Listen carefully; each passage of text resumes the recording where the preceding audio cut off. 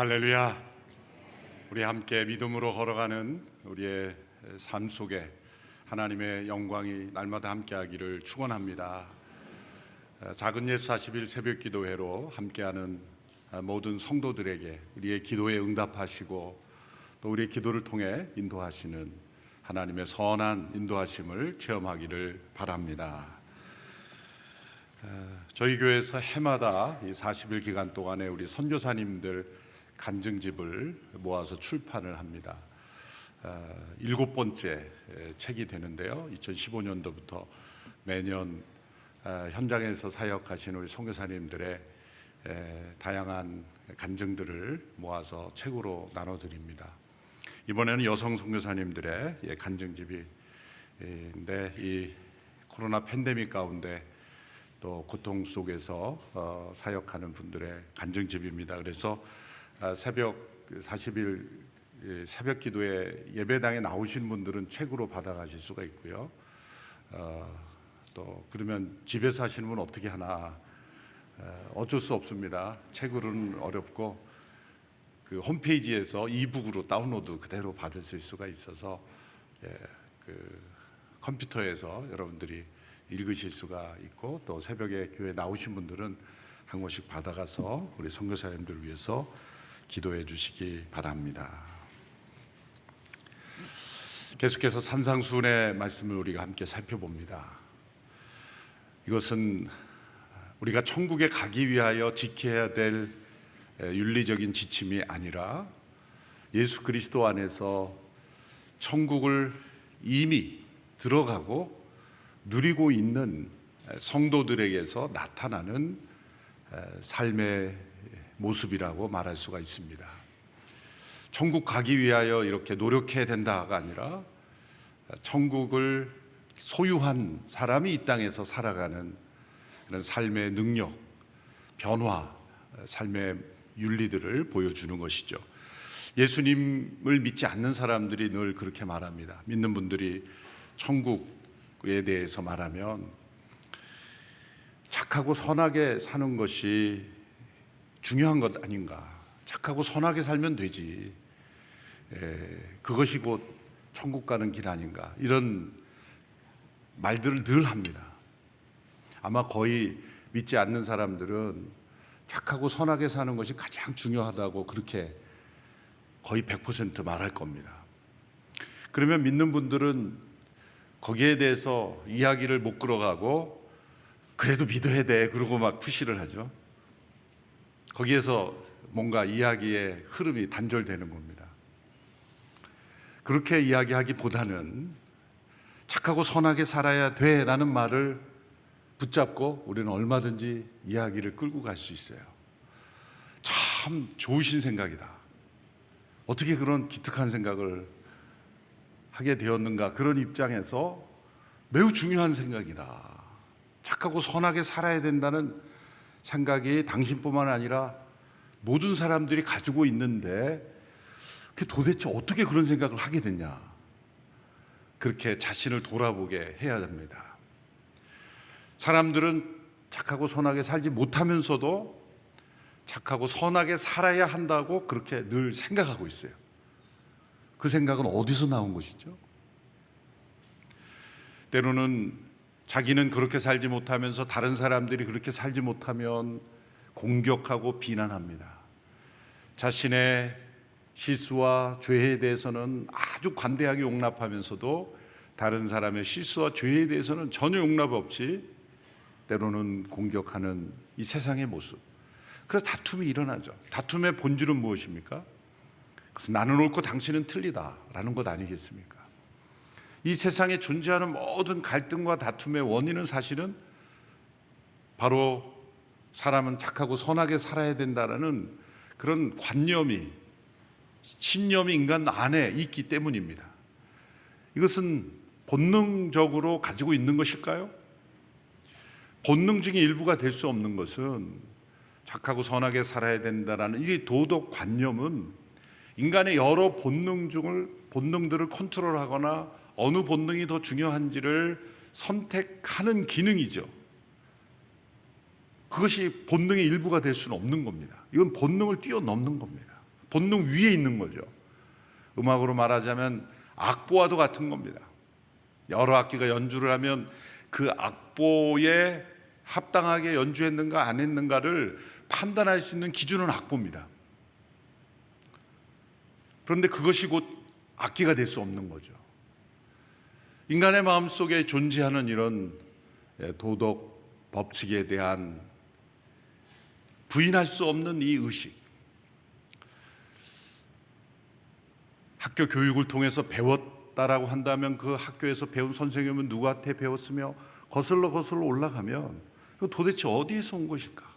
모든 인간들에게 있는 착하고 선하게 살아야 된다라는 이 도덕 율에 대한 관념, 더 나아가 사실 사람들은 이것에 눌려 있어요. 그렇게 돼야 된다, 그래야 된다, 그런 의식이 존재합니다. 그러나 막상 어떤 관계 속에서 착하고 선하게 사는 사람들은 이 세상에서 도태되게 되어 있어요. 나라 간에, 국가 간에도 마찬가지입니다. 모든 외교의 궁극적 목적은 자국의 이익 아닙니까? 지도자가 국가 간의 분쟁에서 우리나라가 희생하고 우리나라가 용서하고 우리나라가 배려합시다, 그렇게 회담하고 오면 아마 쫓겨날 거예요. 탄핵당할 겁니다. 착하고 선하게 살아야 된다는 걸 알면서도 인간 세상 속에 이루어지는 것들을 보면 전혀 그렇게 살고 있지 않아요.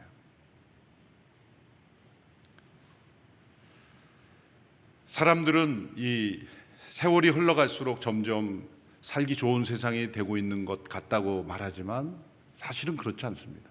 뭘 보면 알 수 있습니까? 법전이 두꺼워지고 많아지는 거 보면 알 수 있어요. 그대로 흘러갈수록 모든 일에 이 현대 사회의 죄악과 비교할 수 없는 나름대로의 도덕률이 있었어요.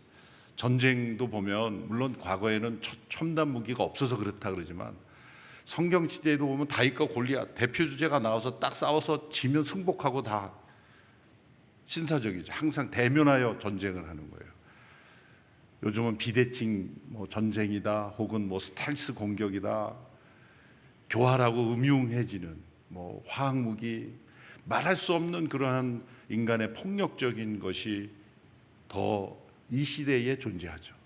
세상은 점점 도덕적인 사회가 되는 것이 아니라 정반대 비윤리적인 세상이 되어가고 있어요. 수많은 법과 제도를 보면 사람들이 얼마나 비도덕적인지를 보여주는 증거일 뿐입니다. 도대체 그럼에도 불구하고 사람은 착하고 선하게 살아야 된다는 이 인간 안에 있는 이 개념은 어디서 온 것일까? 인간 자신을 들여다보면 인간이 느끼는 불안, 두려움 어디서 오는 것일까요? 사람들이 왜 죽음을 두려워합니까? 육체가 멈추는 것을 두려워하는 게 아닙니다. 자신의 몸이 움직이지 않는 것을 두려워하는 게 아니에요. 그러면 매일 잠을 잘 때도 두려워야죠. 몸이 정지하는 것이 두려운 게 아니라 그 죽음 이후에 만날 그 어떤 세상에 대한 두려움이 있는 거예요. 우리가 이 땅에 살면서 착하고 선하게 살아야 된다는 생각이 있지만 그대로 살지 못한 것에 대한 이 불안감, 두려움의 원인은 바로 거기에 있는 것입니다. 인간을 그렇게 두렵게 하고 불안하게 하는 그 도덕률에 대한 인식은 어디에서 온 것일까요? 그것은 인간 스스로 만든 것도 아닙니다. 또 사람들이 모여서 합의해서 만든 것도 아닙니다. 세계 모든 나라와 민족을 보면 다 공통점이 있어요. 각기 사람들이 모여서 만들어서 합의한 그런 법이나 도덕률을 보면 공통점이 있어요.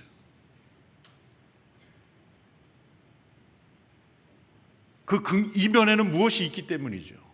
그래서 인간 안에 있는 이 도덕률의 그 너머에는 바로 그 인간은 착하고 선하게 살아야 된다라고 생각하도록 만드신 그 하나님이 계시기 때문에, 완전하신 그 하나님의 완전히 선하시고 완전히 의로우신 하나님께서 인간을 창조하실 때 그 도덕률을 넣어주신 거예요. 그것을 통해서 하나님과 교통하도록 하기 위해서. 그리고 하나님께서는 인간을 창조할 뿐만 아니라 여러 피조물들을 만들면서 인간에게는 가장 많은 도덕률에 대한 인식을 넣어주셨고, 다른 생물들에게는 필요한 만큼 조금씩 나눠주신 거예요. 그래서 동물들의 세계에 보면 동물들의 에도 모성애가 보입니다. 자신이 난 자식을 지키기 위해서 희생하는 그런 어미 동물들의 희생이 나오고, 또 서로 사냥할 때도 군집하여 함께 하고 하늘을 나르며, 또 기러기 떼가 새가 V자로 대형을 이동하고, 그런 생물의 세계에도 팀워크가 있고 공동체가 있어요. 그러나 착하고 선하게 살아야 된다라는 그런 도덕 법칙까지는 없어요. 양육각식이 있을 뿐이고, 그리고 자신 한 새끼도 안 보이면 그만이에요. 물려 죽으면 그냥 잠시 멈춰 있다 그냥 잊어버리는, 그것이 이 동물의 세계죠. 진화를 부르짖는 사람들은 이 동물도 이 손과 발이 있고 이렇게 눈동자가 있고 얼굴 쉐입이 비슷하고 이러니까, 그리고 거기에도 약간의 그 도덕 인식이 있는 것 같으니까 거꾸로 이것을 이런 열등한 것에서 점점 우등한 것으로 점점 발전되어 갔다라는 것을, 이런 이 육체적인 물리적인 것뿐만 아니라 도덕적인 것에도 적용을 해서 점점 세상은 도덕적으로도 진화된다라고 그렇게 착각하고 있어요. 정반대입니다. 하나님께서 완전하시고 선하시고 의로우신 하나님께서 인간을 하나님의 형상대로 창조하셨고, 피조물에게도 그 인간의 형상의 일부를 넣어주신 거예요. 왜? 인간이 다스리도록 하기 위해서. 창조의 순서는 인간이 제일 마지막이었지만, 하나님의 계획은 이 모든 피조된 세계를 인간이 통치하도록 하시기 위해서, 인간이 통치하려면 인간이 이해할 수 있어야 되고 인간 안에 있어야 되기 때문에 모든 생물들을 파악할 수 있는 능력을 인간에게 주셨고, 그 기능의 일부를 모든 피조물에 넣어주신 거죠. 그런데 거꾸로 그것이 열등한 것에서 그게 점점 발전해서 인간이 되고, 인간이 점점 도덕적으로도 진화한다는 것은 잘못된 생각이에요. 거짓말입니다. 인류 역사를 보면 인간은 점점 도덕적으로 타락해 가고 있습니다. 그렇다면 인간은 어떤 문제일까요? 착하고 선하게 살아야 된다라는 그 인식 자체는 옳은 것이지만, 그렇게 살지 못하는 인간의 현실에 대해서는 외면하는 모순이 거기에 있는 거예요. 맞습니다. 인간은 착하고 선하게 살아야 됩니다. 그런데 왜 인간은 그렇게 살지 못할까요? 그렇게 우리는 파고들어야 되는 거예요. 그 이유가 무엇일까요? 인간은 착하고 선하게 살아야 된다라는 그 이면에는 뭐냐? 완전히 의로우시고 선하신 존재가 있으며 그런 상태가 있기 때문이 아니에요. 그런 완전히 의롭고 선한 상태에 도달하지 못하기 때문에 인간은 불안을 느끼고 두려움을 느끼고, 또 자신은 불완전하면서도 상대방은 완전하기를 바라니까 다툼과 분열이 일어나는 것 아닙니까? 자신은 완전히 의롭다 여기고 다른 사람은 조금도 불완전해서는 안 된다는 생각 때문에 용서가 없고 화해가 없는 것 아닙니까? 바로 인간은 착하고 선하게 살았는데 그 이면에는 완전히 착하시고 완전히 선하시고 완전히 의로우신 하나님이 계시다는 증거입니다. 모든 사람들이 그렇게 말하는 이유가. 그러나 인간은 그 하나님의 완전하신 의와 선에서 떨어져 나와 불완전한 상태에 있는 거예요. 그런데 우리가 두려워해야 될 것은, 인간은 비교를 통해서 조금이라도 더 착하게 살면 그러면 됐다라고 생각하는 상대평가를 하지만, 하나님은 절대평가를 하시는 분이에요. 그 하나님의 완전하신 의와 선하심에 미달하면 하나님의 절대적인 의 앞에서 설 자가 없는 겁니다. 우리가 절대적으로 의롭고 선하신 분을 만나 대면한다는 것이 좋을 거라고 생각하십니까? 기대가 되는 분 계십니까? 우리가 예수 그리스도께서 우리를 구원하시는 십자가의 구속 없이 인간은 착하고 선하게 살아야 된다는 생각을 가진 사람들이 그렇습니까? 그럼 내가 완전히 선하고 의로운 분을 소개시켜 드릴까요? 그러면 좋습니다 그러고 달려들까요? 피할 겁니다. 그 마음속에 두려움이 있기 때문이죠. 하나님께서 이스라엘 백성들에게 주신 율법은 인간이 얼마나 완전하신 의로우신 하나님의 기준에서 떨어져 있는가를 발견하게 해주는 것입니다.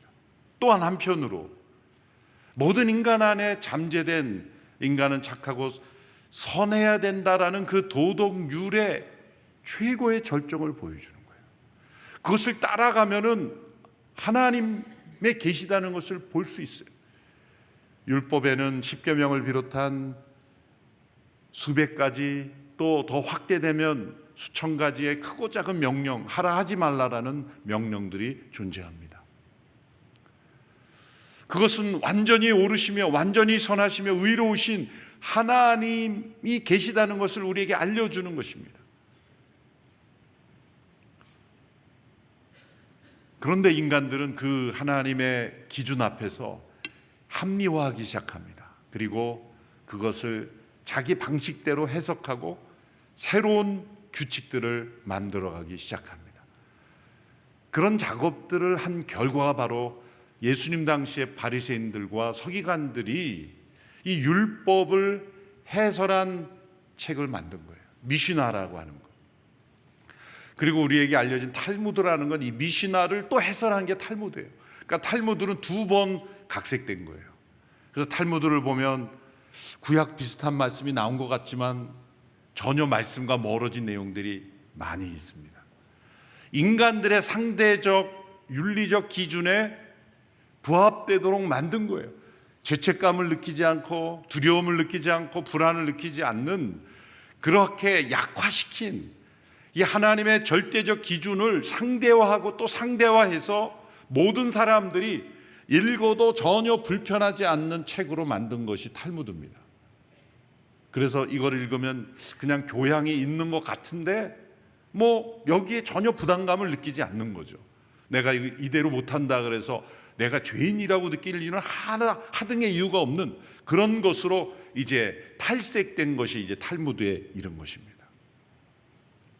왜 그런 일을 할까요? 그것은 인간에 있는 불안, 두려움, 염려, 하나님의 절대 의로우신 기준 앞에서 서지 않게 하기 위해서 인간들이 해놓은 거예요. 십계명 앞에만 우리가 서도요, 우리가 얼마나 불의한 존재인가를 알게 됩니다. 유일하신 하나님 한 분 외에는 다른 신을 내게 있게 하지 말지니라. 우리는 이 말씀을 어떻게 해석합니까? 우리 집에요 우상 없습니다. 구약에 나오는 드라빔 같은 거 없습니다. 우리 집에 부족도 없습니다. 그런 식으로 무엇인가를 하지 않는 것을 하나님을 섬긴 것으로 말하는데, 우리 마음속에 있는 여러 가지 우상들은 어떻게 할까? 하나님보다 더 사랑하는 우상들은 어떻게 된 겁니까? 하나님은 그걸 통해 말씀하시는 거죠. 내가 보기에는 너는 내가 아니라 돈이 우상인 것 같은데, 자녀가 우상인 것 같은데, 너의 이름이 우상인 것 같은데, 심지어는 너의 인간관계가 우상인 것 같은데, 그런 우상들이 여전히 존재하면서도 십계명 제1계명 우리는 어기지 않았다고 생각하고 사는 거예요. 십계명에서 예수님께서 이제 산상수훈에서 말씀하지만 살인하지 말라. 저는 다른 사람 목숨 내가 해친 적 없습니다. 예수님 말씀하시잖아요. 내 형제를 미워하는 자거든. 누군가 왜 살인하게 되는가, 그 마음의 동기까지 추적해야 된다. 그것은 미움으로부터 시작된 거다. 한 영혼에 대한 미움, 그 미움이 한 영혼의 죽음에 이르게 하였으므로 누군가를 사회에서 왕따시킴으로 그 영혼이 죽게 된다면 그를 미워한 자가 살인의 책임이 있다. 그러나 직접적으로 내가 그 생명을 해치지 않았으면 나는 살인하지 않았다라고 다 그렇게 도망가는 거예요. 예수님께서 서로 사랑하라 말씀하신 계명을 주셨죠. 우리는 그걸 어떻게 해석하냐면 난 누군가를 미워한 적이 없어. 누군가의 원수진 적이 없어. 나하고 원수진 사람 나오라 그러면은 안 나올 거야. 그러면 사랑한 겁니까? 아니잖아요. 그거는 미워하지 않은 거지 미워하지 않은 것이고 사랑한 건 아니거든요. 사랑은 보다 더 적극적인 거거든요. 그러니까 십계명은 하라라고 하신 말씀은 하지 않는 것까지 포함하는 것으로 해석해야 되고, 하지 말라라고 하신 것은 하라라는 명령까지 포함한 거예요. 탐내지 말라, 탐심을 갖지 말라는 명령은 그것은 나눔에 대한 명령까지도 해야 그게 온전한 계명이 되는 거예요. 그런데 우리는 탐심을 가지지 않았으면, 나누지 않았어도 탐심을 가지지 않았다라고 해석을 하는 거예요. 인간은 끊임없이 하나님의 완전하신 의를 자기 수준으로 전부 미니마이즈 시키는 거예요. 축소하고 그것조차도 양심의 가책을 느끼니까 미시나 탈무드 이런 식으로 해서, 탈무드 보면 무슨 말인지를 모르겠어요. 구약 성경을 읽으면 있는 그대로 탁 다가옵니다. 신명기 22장에 보면 누군가 형제의 소와 양이 넘어져 있으면 못 본 채 하지 마라.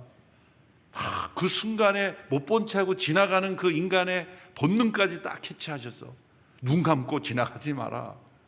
하나님의 율법은 이렇게 우리의 마음의 동기와 그 순간까지도 캐치하시면서 우리에게 주신 율법이에요. 하나님의 완전하신 의와 선하심을 보여주는 거죠. 그렇기 때문에 모든 사람들이 인간은 착하고 선하게 살아야 된다고 주장하는 거예요. 그러면서도 그렇게 살지 못하는 인간들임을 인정하지 않는 거예요. 그래서 그것을 미화시키기 위해서 법과 제도를 만들고, 이 법과 제도만 지키면 착하고 선한 것이다, 그렇게 합리화하는 거죠.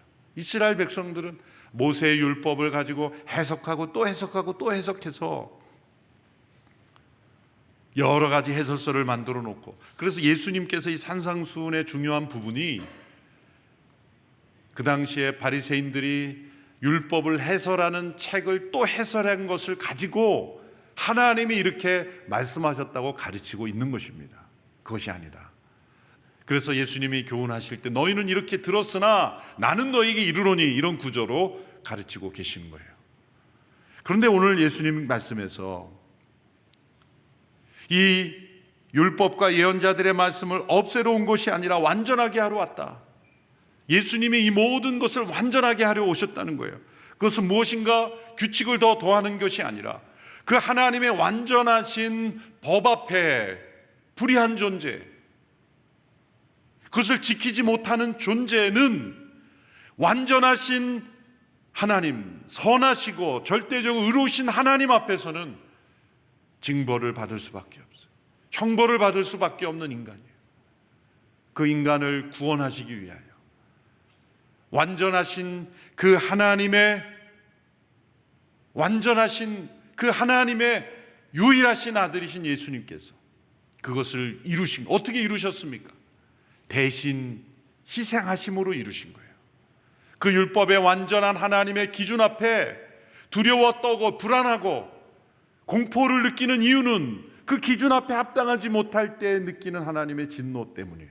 그 진노를 담당하신 거예요. 인간이 죄가 없는 것처럼 포장해 주신 것이 아니에요. 덮어주신 것이 아니에요. 눈 감아 줄 테니까 없는 것으로 하자라고 하는 용서가 아니라 그 하나님의 절대 기준 앞에, 의로우심 앞에 합당하지 못한 그 대가를 하나님의 아들이 대신 치르신 거예요. 그래서 그 의를 이루신 거예요. 하나님의 완전하신 기준을 합당하도록 이루신, 그것이 십자가의 사건입니다. 그러면 그것으로 끝난 게 아니죠. 오늘 예수님께서 너희가 저 율법학자들의 바리새인들보다 더 의롭지 않으면, 더 나은 의가 없으면 하나님 나라에 들어갈 수 없다고 말했어요. 이것은 뭐냐면 그렇게 스스로 만든 규칙을 가지고 더 의롭다 여기는 그런 삶을 살라는 게 아니라, 여기서 더 의로웠다는 게 뭐예요? 이 더라는 것은 상대적인 의가 아니라 하나님께서 주시는 의, 곧 우리를 대신하여 하나님의 법을 온전히 이루신 예수 그리스도를 믿는 이들에게 주시는 의, 값없이 의롭다 하시는 의, 그리고 더 나아가 성령 안에서 살아가는 의로움.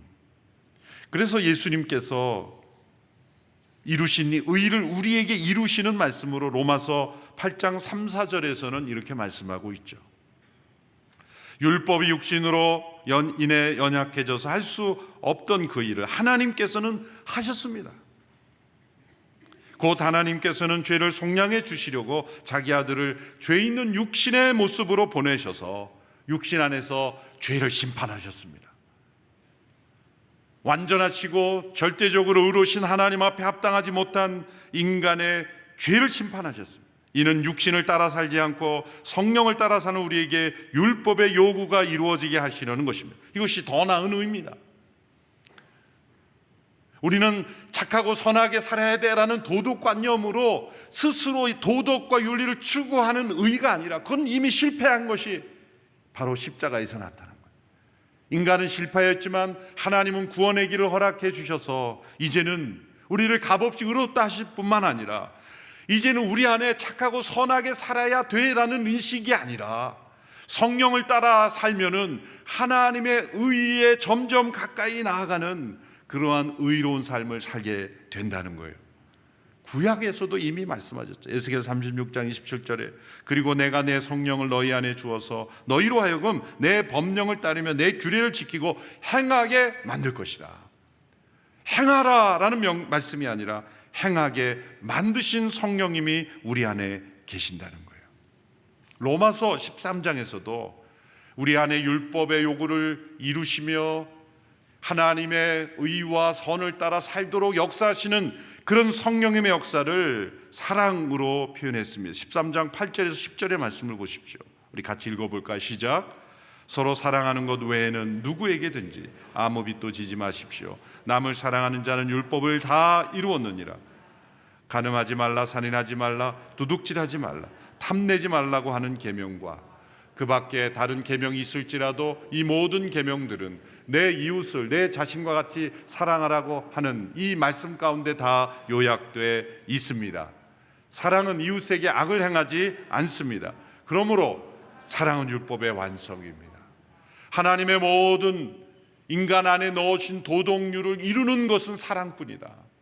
이 말씀은 십계명의 조항을 다 기억하지 못한다 할지라도 예수 그리스도를 통해 하나님의 사랑을 경험하고 그 사랑 가운데 살아가는 사람은 이미 십계명을 보면은 다 지키고 있는 거예요.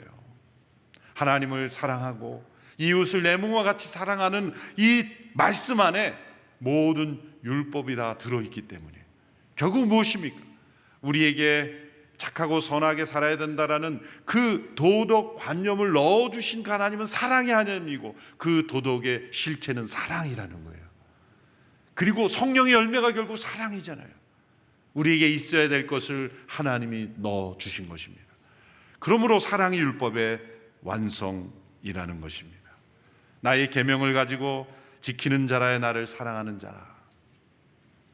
이 사랑은 순종하게 하며 이 사랑은 희생하게 하며 이 사랑은 하나님의 마음으로 세상에 살아가게 하고 그 사랑은 희생이기에 소금처럼 녹아지고 빛처럼 자신을 태움으로써 세상의 촉매제가 되어 십자가가 하나님의 촉매제가 된 것처럼 십자가의 희생으로 하나님이 세상을 구원하는 것처럼 우리가 이 세상에 사랑으로 나갈 때 세상은 하나님의 놀라운 역사가 일어나게 될 것입니다. 세상 사람들은 이 바리새인들처럼 자기는 하찮은 것 하나도 어기면서 다른 사람에게는 당신은 왜 이렇게 지키지 않았느냐라고 아우성치는 세상이지만 우리는 역으로 자신을 할 때는 하찮은 것 하나도 지키지 않는 자신을 보며 하나님 앞에 늘 자신을 회개하며 나아가지만 다른 사람의 큰 문제라도 하나님의 사랑으로 관대히 품고 용서할 수 있는 그 하나님의 사람으로 우리가 살아갈 수 있는 저희가 되기를 축원합니다. 세상의 윤리로는 받아들이기 어렵습니다. 세상은 그렇게 가르치지 않습니다. 천국의 윤리이기 때문에 이것은 이 땅에서 천국을 누리는 삶을 말씀하신 것입니다. 이 땅에서 천국을 누리며 살아가는 하나님 나라 윤리로 살아가는 우리 모두가 되기를 축원합니다. 성령을 따라 행하시긴 여러분 되기를 축원합니다. 기도하겠습니다. 하나님 아버지, 우리를 값없이 의롭다 하시기 위하여 하나님의 선하심과 절대적으로 의로심 앞에 합당하지 못한 저희들을 구원하심을 감사합니다. 이제 성령을 보내심으로 더 나은 의로 살아갈 수 있는 힘과 능력을 허락하시니 감사합니다. 우리 모두에게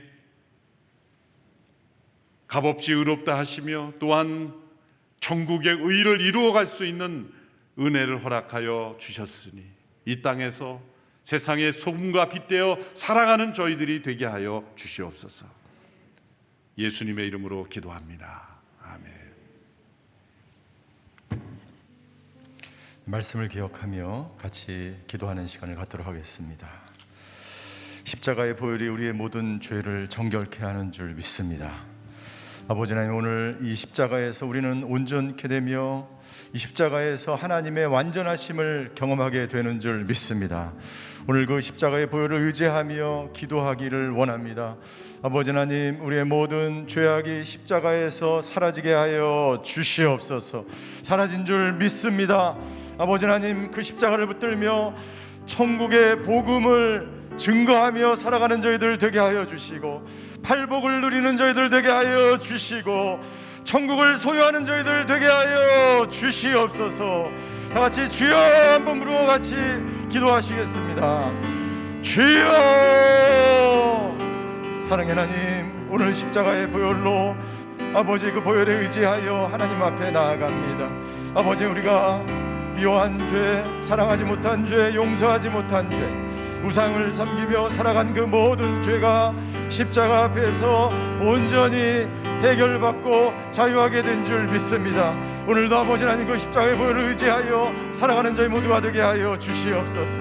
십자가에서 우리를 완전케 하시며 우리의 모든 두려움과 사망과 죽음의 권세를 이기신 그 십자가를 바라보며 의지하며 오늘도 살아가게 하여 주시옵소서. 십자가가 오늘 모든 우리의 문제를 해결하는 줄 믿습니다. 십자가 앞에서 아버지, 우리 인생의 모든 근원적인 문제들이 다 해결받은 줄 믿습니다. 주여 아버지 하나님, 그 십자가를 붙들며 십자가를 바라보며 십자가를 의지하며 그 십자가 앞에서 참된 자유와 하나님께서 말씀하신 그 사랑을 실천하며 세상에서 팔복을 누리며 하나님께 영광 돌리는 하나님의 사람들 다 될 수 있도록 주여 아버지 하나님이 역사하여 주시옵소서. 이 시간 기도할 때에 하나님, 우리의 염려와 두려움과 걱정과 근심과 불안이 모두 십자가 앞에서 떠나가는 놀라운 역사가 있게 하여 주시옵소서. 아버지의 모든 부정적인 생각과 감정들은 떠나갈지어다. 십자가의 보혈을 능력을 붙들며 팔복의 삶을 살아가는 저희들 되게 하여 주시옵소서. 다 같이 기도하며 주님 앞으로 나아가시겠습니다. 사랑의 하나님, 여전히 우리 가운데 염려가 있습니까? 두려움과 걱정과 근심과 불안 가운데 사람들이 아버지 하나님 주여 방황하며 좌절하며 낭망하는 사람들이 있습니까? 아버지, 오늘 십자가에서 아버지의 참된 자유를 경험하게 하여 주시옵소서. 모든 두려움은 떠나갈지어다. 모든 우울증도 떠나갈지어다. 모든 정신적인 고통도 떠나갈지어다. 십자가의 보혈로 우리를 치유하신 예수 그리스도의 능력이, 오늘 아버지 하나님 사망 권세를 이기신 예수 그리스도의 능력이, 오늘 죽음을 이기신 예수 그리스도의 보혈의 능력으로 아버지의 모든 어둠의 세력이 떠나가는 놀라운 역사가 있게 하여 주시옵소서. 아버지, 그 십자가를 붙들며 의지하며 나아가는 사람들마다 아버지 하나님 오늘 자유함을 경험하게 하여 주시고, 오늘 그 예수님의 능력을 경험하는 시간이 되게 하여 주시고, 오늘 십자가에서 참된 능력과 자유함을 경험하게 하여 주시옵소서. 아멘. 이 시간 기도할 때 다 같이 그 자리에서 일어나서 기도하길 원합니다. 이 시간 기도할 때에 여러분들의 가슴과 여러분들의 머리에 손을 얹고 기도하기를 원합니다. 십자가의 보혈의 능력을 경험하기를 원합니다. 오 주님, 하늘문을 열어 주시옵소서. 성령의 능력을 체험하게 하여 주시옵소서. 성령의 은사와 열매가 나타나게 하여 주시옵소서. 능력받고 땅끝까지 이르러 복음을 증거하는 사람들 되게 하여 주시옵소서. 주여, 한번 부르와 같이 기도하시겠습니다. 주여, 사랑의 하나님, 오늘 시간에 성령을 부어 주시옵소서. 아버지 하나님, 십자가의 보혈의 능력을 의지하며 하나님 앞에 나아갑니다. 하늘문을 열어주시고 오늘 아버지 하나님, 주여, 주님의 사랑, 주님의 십자가의 복음 땅끝까지 이르러 복음을 증거하는 하나님의 사람들 다 될 수 있도록 아버지 하나님 역사하여 주시옵소서. 아버지 하나님, 하늘의 신령한 것들을 경험하기를 원합니다. 하나님의 완전하심과 선하심과 하나님의 의로우심을 경험하기를 원합니다. 오직 하나님 인자하여 주시옵소서. 성령의 은사와 열매가 우리에게 나타날지어다.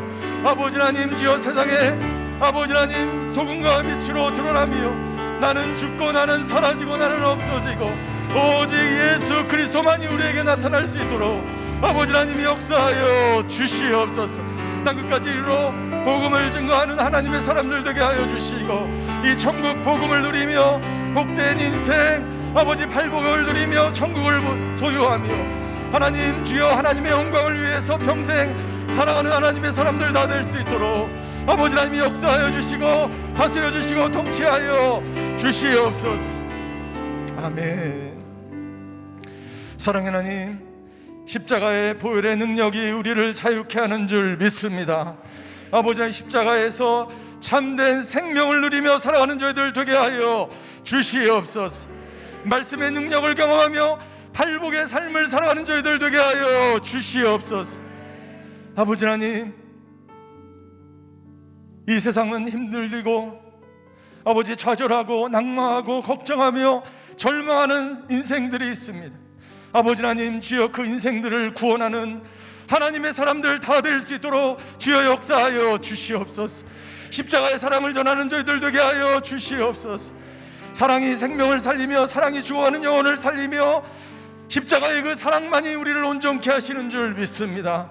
그 십자가의 사랑 전하며 하나님께 영광 돌리는 하나님의 사람들, 세상의 소금과 빛으로 살아가는 하나님의 사람들 다 될 수 있도록 주여 역사하여 주시옵소서.